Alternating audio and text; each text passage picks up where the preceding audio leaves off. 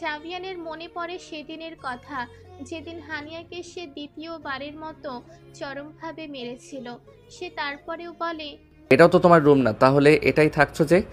এই বাড়িতে আমার নিজের বলতে কিছু আছে। যার জন্য এই বাড়িতে আসা, সেই তো আমার না। তাহলে এই বাড়ি ঘর আমার হবে কি করে? হানিয়ার এই দুই লাইনের কথায় কিছু একটা ছিল যেটা জাভিয়ানের বুক কাঁপিয়ে দিতে যথেষ্ট। জাভিয়ান তাকিয়ে থাকে হানিয়ার দিকে, কিন্তু হানিয়া নিচের দিকে তাকিয়ে আছে। কয়েক মিনিট পর হানিয়া বলে, যান গিয়ে ঘুমিয়ে পড়েন, সকালে আপনার অফিস আছে। কথাটা বলে নিচের হাত ছাড়িয়ে নিয়ে রুমের ভেতর চলে যেতে নিলে এবার জাভিয়ান করে বসে এক কাণ্ড। কোনো কথাবার্তা ছাড়াই সে ছট করে হানিয়াকে কোলে তুলে নিয়ে হাঁটা দেয় নিচের রুমের উদ্দেশ্যে। হানিয়া প্রথমে অবাক হলেও পরে সে বিষয়টা বুঝতে পেরে বলতে থাকে, ছাড়ুন আমাকে, আমি যাব না ওই রুমে। কি পেয়েছেন আপনি আমাকে? খেলনা পুতুল? ইচ্ছে হলো মারলাম, ইচ্ছে হলো অপমান করলাম, আবার ইচ্ছে হলেই বুকে নিয়ে নিলাম। ছাড়েন বলছি আমাকে। জাভিয়ানের কোল থেকে মুক্তি পাওয়ার জন্য মুচড়া মুচড়ি করছে আর কথাগুলো বলছে হানিয়া। জাভিয়ান তার কথায় কান না দিয়ে নিচের মতো হেঁটে চলেছে। হানিয়া তো এবার রেগে বোম। আসলে হানিয়া সহজে রাগে না, কিন্তু যখন রাগে তখন এমন রেগে যায় যে হিতাহিত জ্ঞান হারিয়ে ফেলে, ঠিক যেমনটা এখন তার হয়েছে। সেদিন সোহা আর শায়লা বেগমের সামনে জাভিয়ানের ওই কথাগুলো হানিয়ার ভীষণ কষ্ট পেয়েছে, সেই সাথে অপমানিতও হয়েছে। সেদিন মা বোনের সামনে তাকে মেরে অপমান করার পর আজ তাদেরই অগোচরে তা কেমনভাবে রুমে নিয়ে যাওয়ার কোনো মানে হানিয়া দেখছে না। সে যদি চায় তাহলে তার অধিকার নিয়ে সকলের সামনে দিয়ে যাবে, না হলে যাবে না ওই রুমে আর। হানিয়া নিজেকে না ছাড়াতে পেরে হুট করে জাভিয়ানের গালে নিচের দাঁত বসিয়ে শক্ত করে কামড়ে ধরে। শরীরে যতটা শক্তি রাগ ক্ষোভ ছিল সব নিয়ে কামড়ে দেয় জাভিয়ানকে। হুট করে হানিয়ার এমন এক কাণ্ডে জাভিয়ান হতভম্ব হয়ে হানিয়াকে কোল থেকে নামিয়ে দেয়। হানিয়া জাভিয়ানের বাহু থেকে মুক্তি পেয়ে দেয় একটা দৌড় রোজি বেগমের রুমের দিকে। জাভিয়ান নিচের গালে হাত দিয়ে দেখে রক্ত বের করে দিয়েছে হানিয়া তাকে। তারপর হানিয়ার এমন দৌড় দেখে সেও তার পেছন পেছন ছুট লাগায়। হানিয়া প্রায় ধরে ফেলবে জাভিয়ানকে, এমন সময় হানিয়া রোজি বেগমের রুমে ঢুকে ধাম করে দরজাটা লাগিয়ে দেয়। জাভিয়ান এবারও একটা ব্যথা পায় দরজা এমন করে লাগিয়ে দেওয়ায়, নাকটা তার দরজার সাথে লেগে চ্যাপ্টা হয়ে গেছে। অন্যদিকে হানিয়া দরজা লাগিয়ে হা হা করে হেসে দেয়। রুমের বাহির থেকে হানিয়ার হাসির আওয়াজ শুনে জাভিয়ান আরো চলে ওঠে। সে দরজায় ধুমধাম বাড়ি মারতে মারতে বলে, হানিয়া, আজ কিন্তু তুমি বেশি করে ফেলছো। এর পরিণতি কি হতে পারে তা তুমি একবারও ভেবে দেখেছো? হানিয়া রুমের ভেতর থেকে বলে ওঠে, কি আর হবে? আপনি আমাকে মারবেন, কিন্তু এবার আর না। আপনি যদি আর একদিনও আমার গায়ে হাত তুলেছেন, আমি সোজা বাবাকে গিয়ে বলবো। তখন দেখবো আপনার এত জোরাজুরি কই থাকে। মগের মুলদুক পেয়েছেন আমায়? মন চাইলাম, হাত সাফ করে গেলাম। এত চ্যাটাং চ্যাটাং কথাগুলো আমার সামনে এসে বলো দেখি কেমন পারো। আপনার সামনে যাওয়ার ইচ্ছা বা রুচি আমার কোনোটাই নেই। যান, নিজের আলিশান রুমে গিয়ে সুন্দর করে ঘুমান। আমাকেও ঘুমাতে দেয়।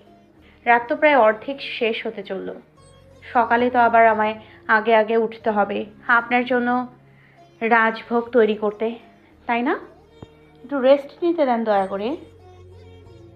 কথাটা বলে হানিয়া দরজার সামনে থেকে সরে গিয়ে রোজি বেগমের পাশে গিয়ে শুয়ে পড়ে।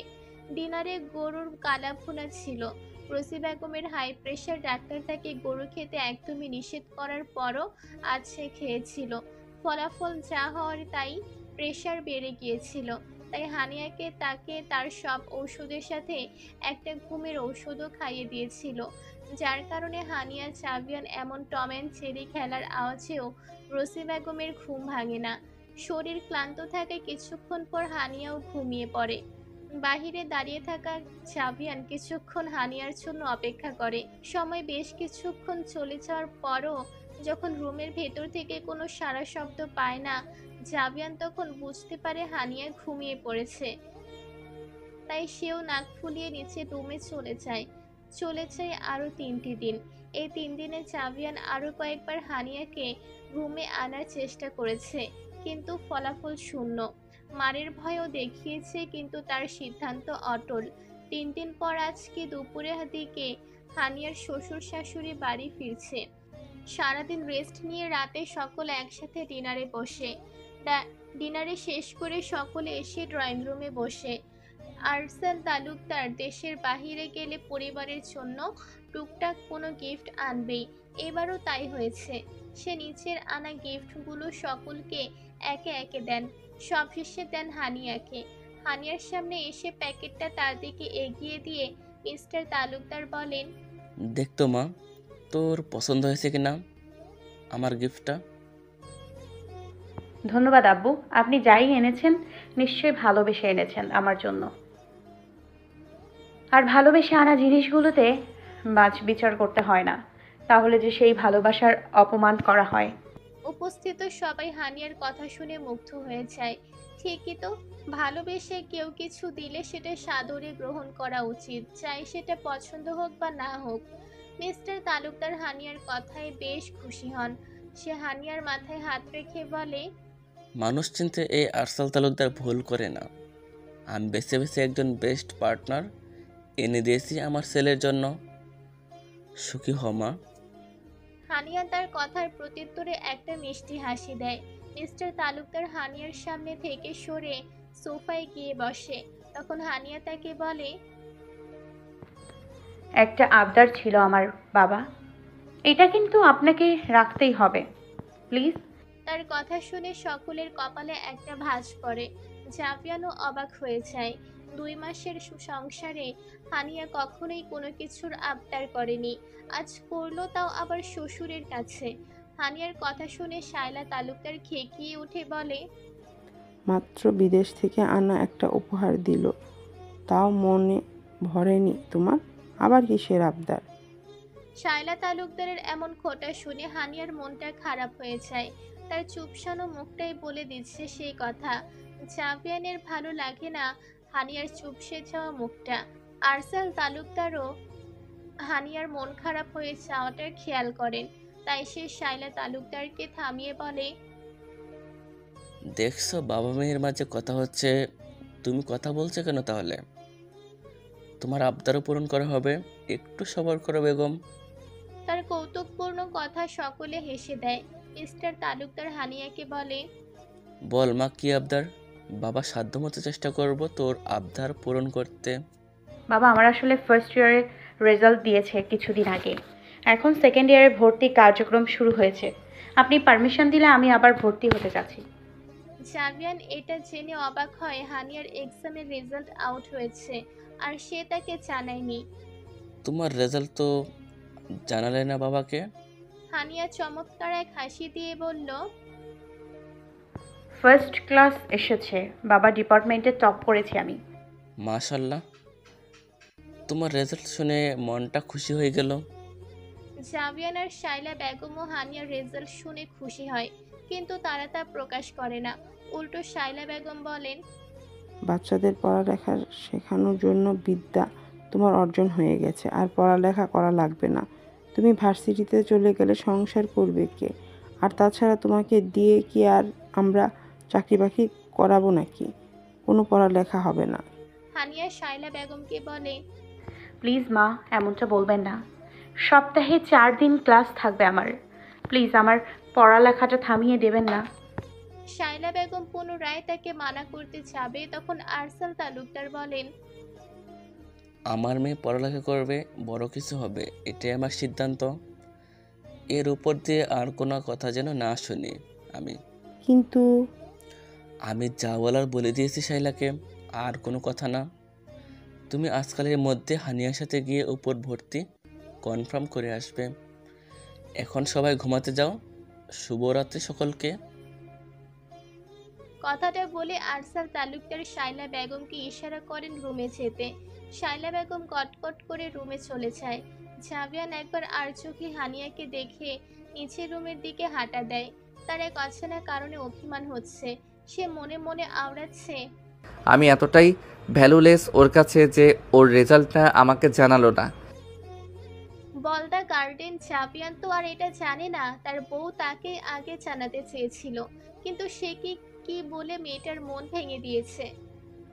রাত প্রায় 2টো, নিস্তব্ধ রাত, হাড় কাঁপানো শীতল বাতাস। শীতের রাত বলে জনজীবন অনেক আগেই ঢলে পড়েছে নিদ্রা পরীর কোলে। সকলে ঘুমিয়ে পড়লেও একজন ব্যক্তির চোখে ঘুম নেই। কেন নেই? তার চেয়ে বড্ড খালি খালি লাগছে। শান্তি পাচ্ছে না সে কোথাও, তাই ঘুমও আসছে না। পা চালিয়ে মানবটি ঘর থেকে বেলকনিতে আসলো।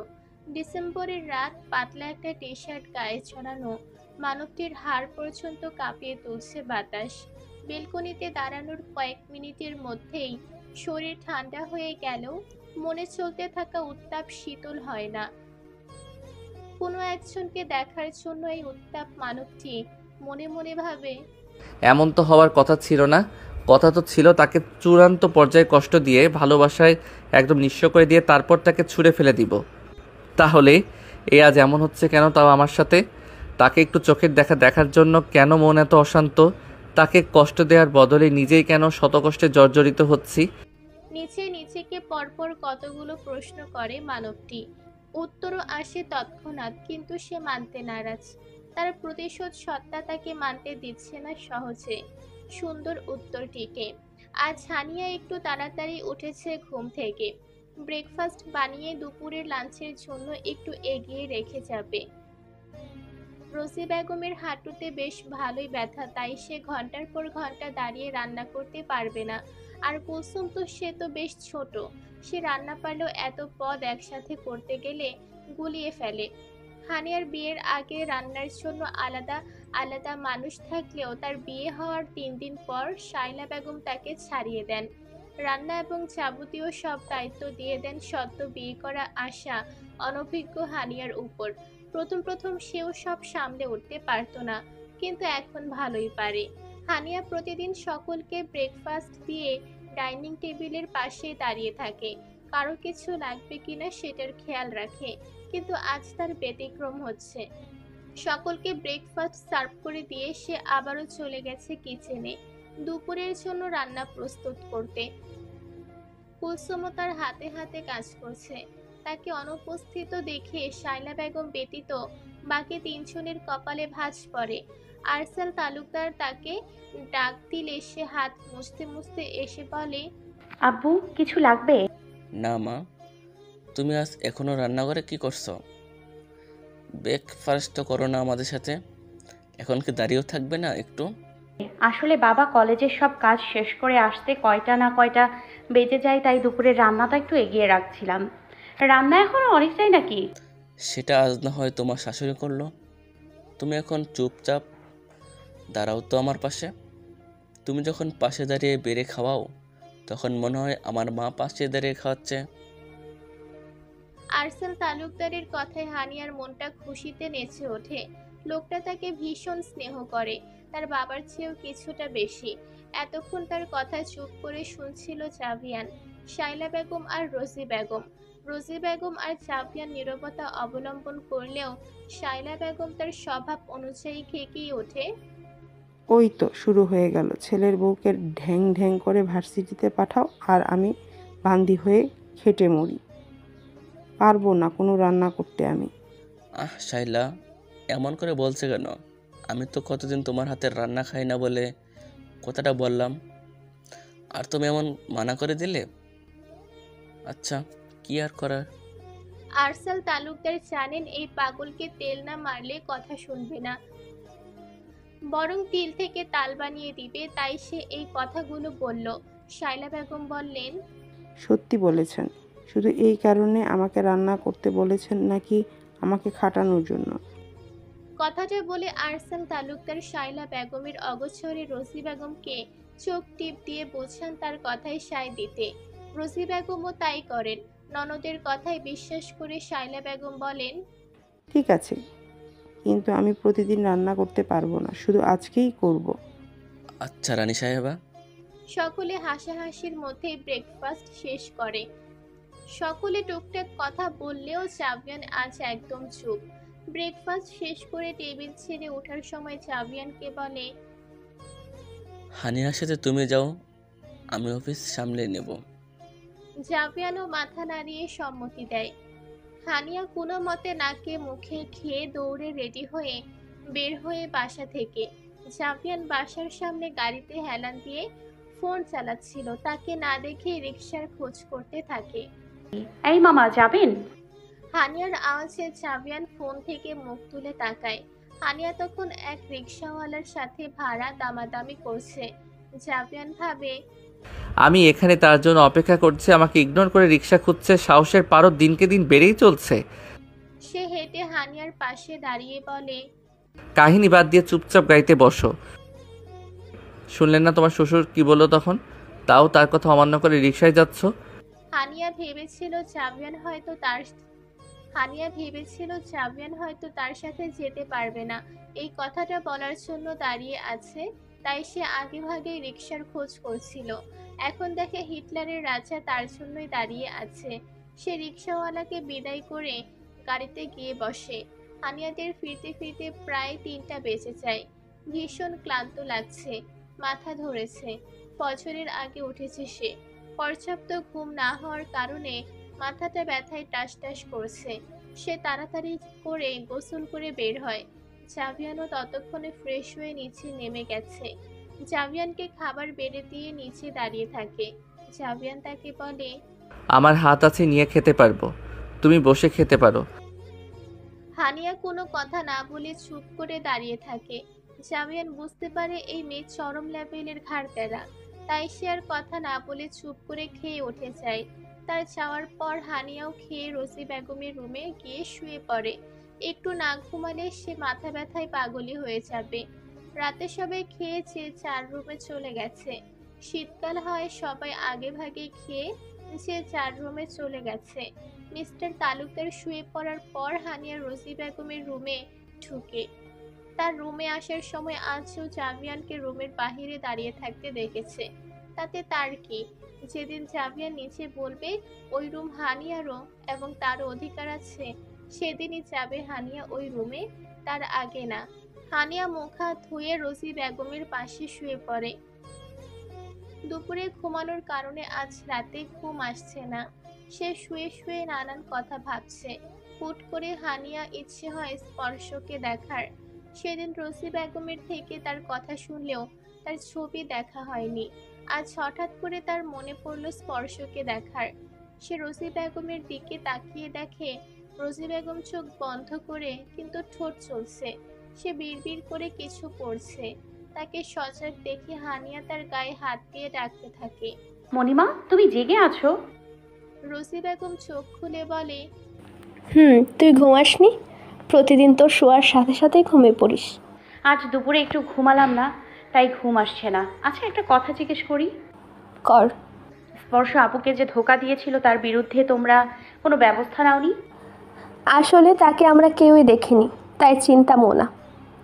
শুধু একজন চিনত ছেলেটিকে, স্পর্শর বেস্ট ফ্রেন্ড আরিফা। কিন্তু আমরা তার কাছে পৌঁছানোর আগেই সে বিয়ে করে বরের সাথে বাইরে সেটেলড হয়ে গিয়েছিল। জাভিয়ান তার সাথে যোগাযোগ করার জন্য বেশ দৌড়ঝাঁপ করেছিল। এক সময় তার কী জানি হলো, সব দৌড়ঝাঁপ থামিয়ে দিল। তারপর আর কি, সে বেঈমান নিজের মতো বাঁচতে লাগলো, আর আমরা।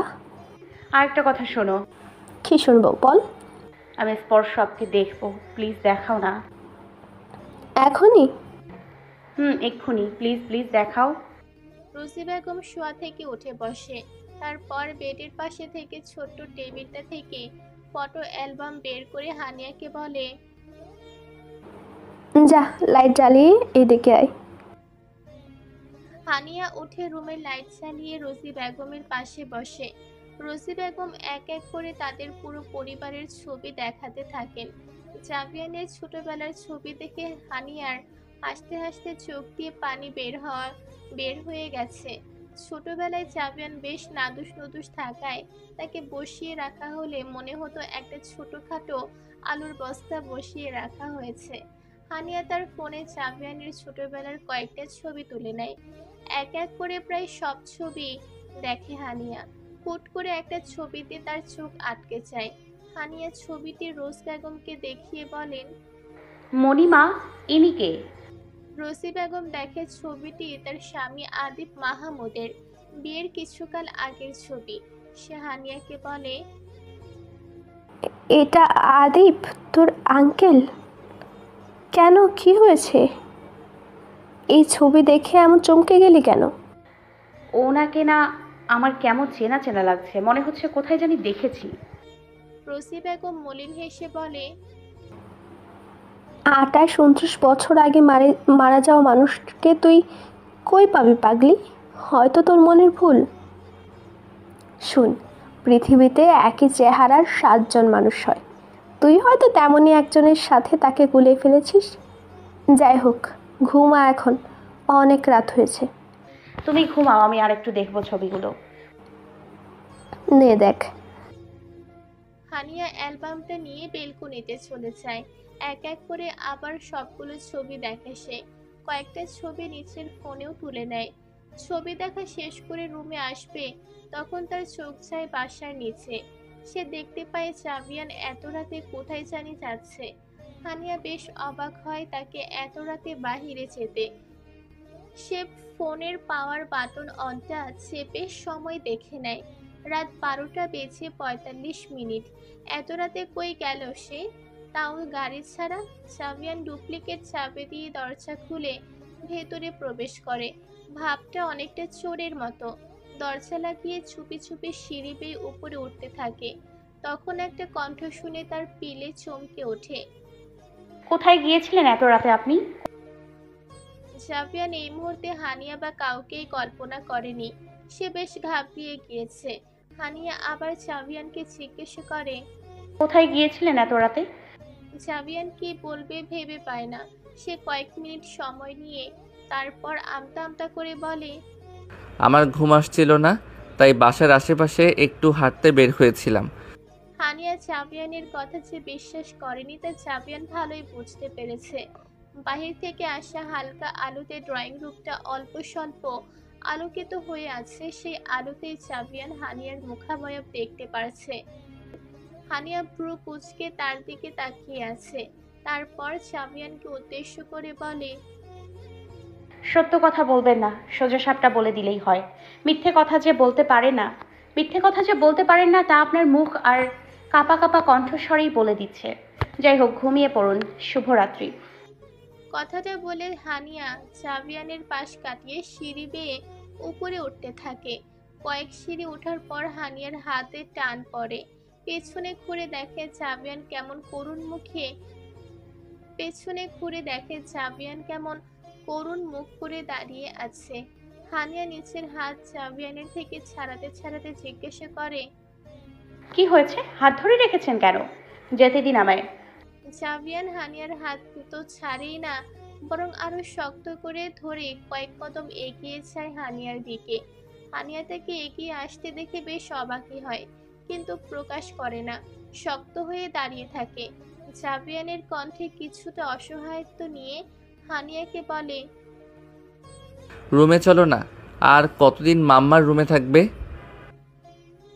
হানিয়া শক্ত কণ্ঠে জবাব দেয়, যতদিন না ওই রুমে আমারও অধিকার হচ্ছে ততদিন। আর বারবার রুমে চলো দিয়ে কি বোঝাতে চাইছেন আপনি? এমনটা তো না যে রুমে গেলেই আপনি আমায় আদর করবেন। সেই তো সোফার বেডেই হবে। তাহলে আর 5টা বিবাহিত পুরুষের মতো করছেন কেন? জাভিয়ান হানিয়ার কথা ভেবে দেখে সত্যিই তো, সে অন্য সব সাধারণ পুরুষদের মতো করেছে কেন?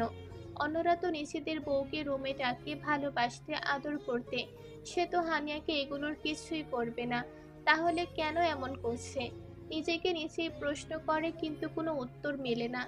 জাভিয়ানকে অন্যমনস্ক হয়ে চুপ থাকতে দেখে হানিয়া নিচের হাতটা আস্তে করে জাভিয়ানের হাত থেকে ছাড়িয়ে নেয়। তারপর শান্ত কণ্ঠে বলে, যেদিন অধিকার দিতে পারবেন সেদিন বলবেন। আমি বিনা বাক্যে চলে যাব। কিন্তু হ্যাঁ, যাদের সামনে অধিকার নিয়ে কথা বলেছেন তাদের সামনে অধিকার নিতে হবে, তাদের সামনে অধিকার দিতে হবে। কথাটা বলে রোজি বেগমের রুমে চলে যায়। জাভিয়ান তার কথা শুনে বুঝতে পারে হানিয়া কাদেরকে বুঝিয়েছে। দেখতে দেখতে কেটে যায় আরো 1 সপ্তাহ। আর 3 দিন পর থেকে হানিয়ার ক্লাস শুরু হবে।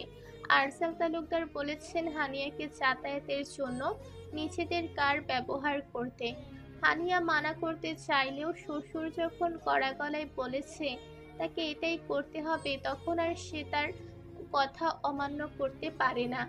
আজ অনেকদিন পর হানিয়াকে তার এক ভার্সিটির ফ্রেন্ড ফোন দিয়েছে। সে বাগানে হেঁটে হেঁটে তার সাথে কথা বলছে আর হাসছে। জাবিয়ান আজ দুপুরেই চলে এসেছে। হাতের প্রজেক্ট কমপ্লিট হয়ে যাওয়ার আপাতত তেমন প্রেশার নেই অফিসে, তাই তাড়াতাড়ি চলে আসা। জাবিয়ান তার রুমের বেলকনিতে দাঁড়িয়ে হানিয়াকে দেখছে, কিন্তু হানিয়া নিচের মতো ব্যস্ত। হানিয়া কথা বলতে বলতে এক সময় হেঁটে বাড়ির পেছনের দিকে যেতে থাকে।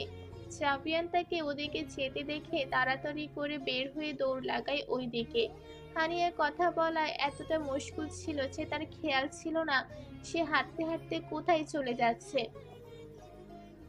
তাই যখন কথা শেষ করে ফোন কাটে তখন আশেপাশে তাকিয়ে বুঝতে পারে না সে কোথায় এসে পড়েছে। জাবিয়ানদের বাড়ির পেছনের অংশটা কিছুটা জঙ্গলের মতো, মানে ঝোপঝাড় বেশি। হানিয়া আগে কখনোই এদিকটায় আসেনি বলে তার বেশ আগ্রহ হয় জায়গাটা ঘুরে দেখার। সে হাঁটতে হাঁটতে আরেকটু ভেতরের দিকে গেলে একটা ছোট্ট ঘর দেখতে পায়। ঘরটা দেখে এসে অনেকটা অবাক হয়। এতদিন এই বাড়িতে আছে, কেউ তো তাকে এই ঘর সম্পর্কে বলেনি। হানিয়া ঘরটির দিকে এগিয়ে যাচ্ছিল, তখনই জাবিয়ান পেছন থেকে তাকে ডেকে ওঠে। হানিয়া পেছনে ফিরে দেখে জাবিয়ান হাঁটুতে দু হাত রেখে ঝুঁকে আছে আর হাঁপাচ্ছে, মনে হচ্ছে দৌড়ে এসেছে। জাবিয়ান হানিয়ার সামনে এসে দাঁড়িয়ে বলে, এখানে কি করছো? চলো বাড়ি চলো। আসলে হাঁটতে হাঁটতে চলে এসেছিলাম, আর এসে এই রুমটাকে দেখতে পেলাম। এটা কিসের ঘর? আমাকে তো মনি কখনো এই রুমের কথা বলেনি। এটা আমার পার্সোনাল রুম। কথাটা বলে হানিয়ার হাত ধরে টানতে টানতে নিয়ে যেতে থাকে। হানিয়া তার পেছনে পেছনে হাঁটতে হাঁটতে বলে, এই রুমে আপনি কি করেন? হয়েছে, এখন চলো। সেটা তোমার না জানলেও চলবে, চুপচাপ চলো। বেশ কর্কশ গলায় কথাটা বলে জাবিয়ান। হানিয়ার ভীষণ খারাপ লাগে। সে ঝট করে হাতটা জাবিয়ানের হাত থেকে ছাড়িয়ে নিয়ে বলে, আমি কোনো গরু না যে এমনি টেনে টেনে নিয়ে যাবেন। আমি নিজেই যেতে পারবো। কথাটা বলে সেই আগে হাঁটা দেয়। জাবিয়ান হাবলার মতো করে দাঁড়িয়ে থাকে। রাতে হুট করে সোহা আর তার মা চলে আসে তালুকদার বাড়িতে। সোহার বাবা একটা কাছে ঢাকার বাহিরে গেছেন, তাই তারা মা মেয়ে চলে এসেছে এই বাড়িতে। এসে হানিয়াকে একের পর এক আদেশ ফরমাইশ করেই চলেছেন। হানিয়াও মুখ বুজে সব সহ্য করছে। তার মা সবসময় একটা কথাই বলতেন, যে সয় সেই কিন্তু রয়। এই কথাটা হানিয়া আগে মানতে চাইতো না, কিন্তু এখন তাকে এটাই করতে হচ্ছে। রাতে ডিনারে কম করে হলেও ৬-৭ পদ রান্না করেছে হানিয়া, তাও শাইলা বেগম মুখ কালো করে রেখেছেন। হানিয়া ভীষণ আশা করেছিল তার শাশুড়ি হয়তো আজ একটু হলেও তার উপর প্রসন্ন হবেন, কিন্তু তা হয়তো তার কপালে নেই। খেতে বসে সুহা শুরু করে আরেক ঢং। সে এত অয়েলি খাবার নাকি খাবে না, সে ডায়েটিং এ আছে, তাকে হালকা কিছু বানিয়ে দিতে হবে। কথাটা শুনে শাইলা বেগম হানিয়াকে আদেশের সুরে বলে, যাও সুহার জন্য হালকা পাতলা কিছু বানিয়ে দাও। কথাটা শুনে হানিয়ার কান্না চলে আসে। সেই সন্ধ্যার পর থেকে রাত ৯টা পর্যন্ত রান্না করে এতগুলো আইটেম করেছে, এখন নাকি আবার রান্না করা লাগবে। ক্লান্তিতে হাত পা ভেঙে আসছে। হানিয়া কোনো কিছু না বলেই চুপ করে রান্নাঘরের দিকে যাচ্ছিল, তখনই জাভিয়ানের কথা শুনে দাঁড়িয়ে যায়। দাঁড়াও হানি। হানিয়া জাভিয়ানের কথা শুনে দাঁড়িয়ে পড়ে। তার দিকে তাকিয়ে ভাবতে থাকে এ আবার কি আদেশ দেয় এখন। কিন্তু তার ভাবনাকে মিথ্যে করে দিয়ে জাভিয়ান বলে, মম ও সন্ধ্যা থেকে এতগুলো আইটেম রান্না করছে, তোমরা নিচেই বসে গল্প করছিলে, তখন সোহা কেন বললো না সে ডাইটিংয়ে আছে? তাহলে তখনই না হয় ওর জন্য কিছু রান্না করতো হানি। আর সোহা, আজ না হয় একটু কষ্ট করে এই অয়েলি খাবারটা খাও, তাতে আমার মনে হয় না তোমার ডাইটিংয়ে এতটা প্রভাব ফেলবে বনু। কাল না হয় নিজের বাসায় গিয়ে আবার হালকা পাতলা খাবার খেলে। তোমার ভাবি এত কষ্ট করে তোমাদের জন্য এত কিছু রান্না করলো, এখন যদি তুমি না খাও তাহলে তার কষ্টটাই বৃথা। বেশ হাসি হাসি মুখ নিয়ে কথাগুলো বলে জাভিয়ান সোহাকে। ডাইনিং টেবিলে উপস্থিত সকলে হতবাক হয়ে যায় জাভিয়ানের কথা শুনে, শুধুমাত্র আরসাল তালুকদার ছাড়া। তিনি ভাবেন ছেলে তার বউকে ভালোবাসে বলে তার জন্য কষ্ট পাচ্ছে, কিন্তু তিনি তো আর জানেন না তার ছেলে কত বড় একটা পশু।